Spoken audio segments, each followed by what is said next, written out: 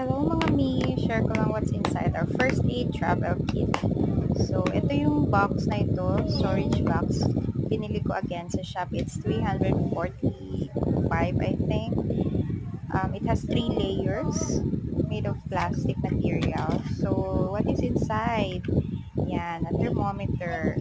Kasi laging, just in case lalagnatin, we have to check our temperature of our BP.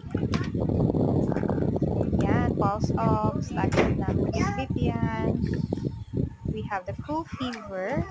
Siyempre, lahat ng ito is all on the first aid. And for the adults naman, we have the pill box. Pill box is bought separately. So, what is inside the pill box? Lagi nating tandaan, we have our loperamide, BioFlu, paracetamol, we have for pain, and on the other side is cetirizine.